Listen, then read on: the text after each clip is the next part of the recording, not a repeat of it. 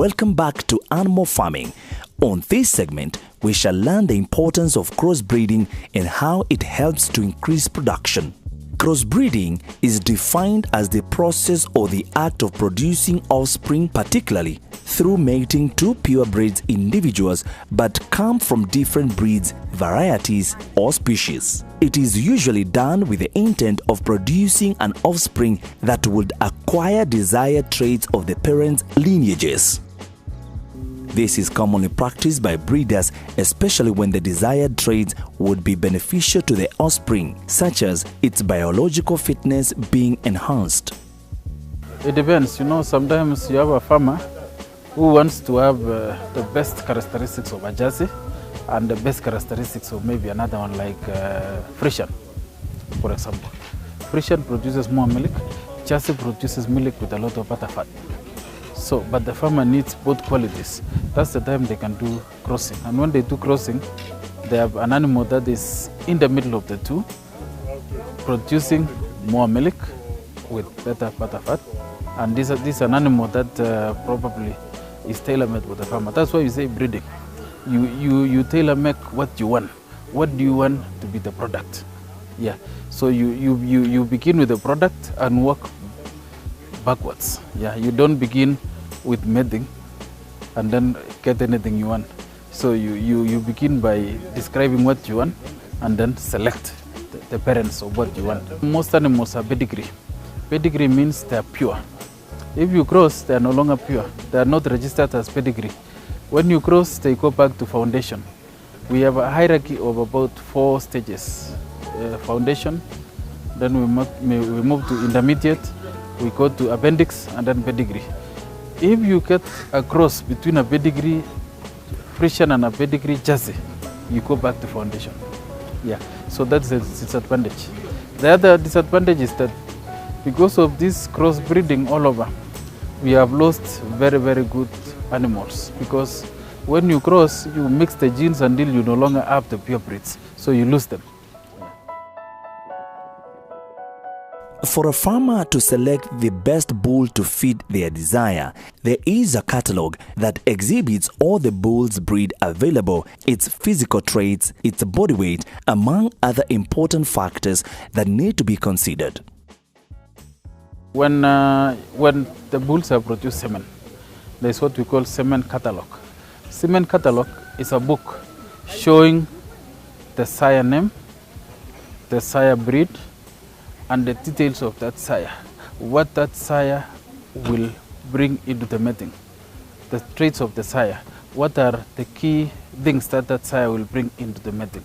So that one has those details. So the farmer will look at his or her animals, look at what those animals are, the strengths and the weaknesses, and then go to the sire catalog. Go slowly through all the bulls to check which bull will help in that mating. Alternatively, there are also softwares which are cheap now for breeding. Those softwares, you just key in the strengths and weaknesses of your animal, including the breed, and it will select the bull for you automatically. Yeah, it will give you alternatives, several alternatives. But since we have not reached there, the small-scale farmers can still do what we call manual selection, look at the animal and select the bull that is good for them using the bull catalog, which CACRIC has and provides to the farmers. Yes, when the farmer does the wrong semen selection, for example, if the legs were weak already for that cow, and they bring in a bull that makes the legs worse, that cow will not survive because it will not be able to carry itself, so it will be culled. Yeah, maybe after one lactation, the animal is culled, removed out of the herd and slaughtered, because it cannot carry herself. So that is why we normally say choose the right sire for the right animal. Otherwise, you mess the animals, you mess the product. Semen is the safest of all because it's not treated, but what we do is that we treat the animals, we select animals which are free of diseases, and we isolate them. This is a quarantine station, for example. People are not allowed except only a field day like today. Being a quarantine station, we don't have diseases. And because of that, we produce clean semen. And we also double check. After producing the semen, we check the semen for any disease, which is done as a standard. Now, because there's no disease in the semen, it is not likely to transmit any disease. But if the farmer uses a bull in the village, that bull will have gone around inseminating other animals and brings diseases with it. So they are safe with the semen. For semen to be of good quality, now apart from the genetic makeup, now the animal has to be of good quality, or should be of sound health, both the semen and the animal itself. Now there are some diseases which can be transmitted from the sire, that's the bull, to the dam, that's the animal that is going to be served. Now we normally test before an animal is subjected to semen production. We test for reproductive diseases. We take samples to vet labs and they test. There are those reproductive diseases that can be transmitted to the dam, and we test for them. And any animal, so currently we have never heard of any bull that has proved to be positive to those conditions. If at all a certain bull proves to be positive, of course that one cannot be used for semen production. Now apart from that, now we control these other diseases like foot and mouth disease. Of course, the Kagrik is a quarantine station. We vaccinate after every 4 months against the FMD, and at the same time we control the traffic into the center. Now, nobody, if at all let's say somebody is not working within the center, nobody is supposed to come towards the bull rhines. Now, for the others, the other diseases like Rift Valley fever, like rampant skin disease, etc., we vaccinate, especially Rift Valley fever, we vaccinate when we have threat. Like if at all let's say, like when there is a heavy downpour, we normally vaccinate against Rift Valley fever. Now, RSD, that is rampant skin disease, we vaccinate on annual basis. Semen collection is done from a very clean environment. The bulls must be washed before they are taken for semen harvesting. This is to ensure that the semen will not be contaminated or tampered with. Before semen correction, before the semen is collected from a bull, the first thing that we normally do is to clean the bull in the morning, and we trim off any we trim any prepucial hairs that are on the prepucial region.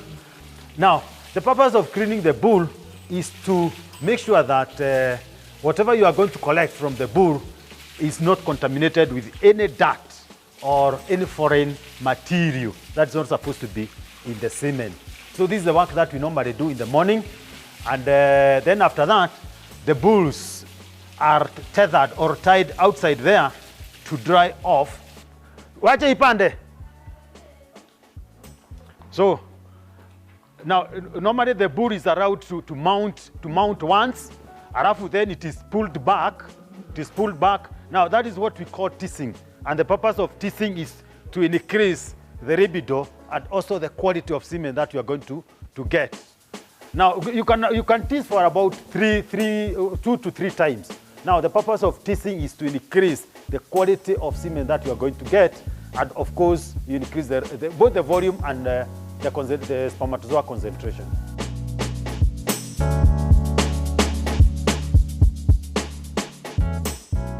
We have collected around 3 mls of semen from that bull. Now, these 3 mls, now depending on the concentration of the semen that you are going to, or of the spermatozoas that we are going to get, now this can be used to inseminate around 200 to 300 bulls, 200 to 300 animals or dams outside there. Now, that is the importance of one of the reasons why AI is good. You don't have wastage of semen. Otherwise, if at all it could have been natural mating, the whole of this could have gone into one dam. Whereas, when you are using AI, this one can be used to inseminate around 200 to 300, depending on the concentration of the spermatozoas that we are going to get. When we check, we're using an instrument we call the accuser in the lab. After the semen collection, the semen is taken to the laboratory for further test and measurement to feed the desired amount to be used for artificial insemination process. When performing the AI process, sometimes a cow may defect from the serving and loses heat or fails to fertilize. This leads to a repeat of the serving process again to the cow. Dr. Kios advises on the best time to repeat the AI process after the first failure. A lot of farmers get frustrated when they inseminate and the animal does not get pregnant and they have to repeat again and so forth. Sometimes there could be mistakes. The timing. Probably the farmer brought the animal too early or brought the animal too late. It did not conceive. It could also be diseases. It could also be because of other conditions that are prevailing. So what we do is that when a farmer brings an animal, is inseminated, doesn't conceive, is allowed to inseminate a second time. If it does not conceive for the second time, a veterinary doctor will go and look at the animal, and after checking the animal, reproductive soundness of the animal, will prescribe what treatment needs to be done before that animal is again done AI. And I should say incidences are very, very low. Yeah. For example, most of the people who use cacred semen have one conception per one insemination. It is wonderful. You can use these days what we call ultrasound. They can call a service provider who has an ultrasound, can just check using the ultrasound quickly. Very, very easy. And then the other thing is that there's a group who are developing what we call a litmus, almost like litmus test, where they normally use the urine and check. So I hope that one will come soon in the market. But currently they can do ultrasound. I'm advising Kenyan farmers, let's embrace technology. Let's use AI. And to get good results, the farmer should use the catalog to select the right sire for the animal, and they should not allow the AI technician to select the sire for them alone. Normally, most farmers don't take active role in selection of the animals. Most farmers will call an AI technician and inform them that my animal is on it and it needs insemination. The AI technician normally will select any semen that's available or will use any semen available to inseminate, only to the detriment of the farmer. So we are saying farmers should take active role, select the sire themselves, and dictate to the AI technician which sire they want used on their animals, rather than leave everything to the AI technician. Kenya Animal Genetic Resources can sell semen direct to the farmer if they need, as long as they have an AI technician to help them. Also, we have agents in all over this country. We have so many agents whom we have trained on how to use semen. We have trained on how to help them select the best sires. And those agents are found in each and every county. They can look at the website of CAGRIC to be able to know who is where in terms of agents. Yeah, it is very, very easy. And also we are working with 22 counties. They can also get semen right from the county of their choice. We have 22 of them. So semen is all over and everywhere. Bulls are listed in catalogs and their pedigree, and EPDs are provided to help with their selection. Expected progeny differences. These are used to estimate how future progeny of an animal will compare to the progeny of other animals within the breed. Farmers should do correct bull selection to help them increase the dairy breeds in their farm. Stay tuned. On the next episode, we shall learn more on artificial insemination and semen selection process.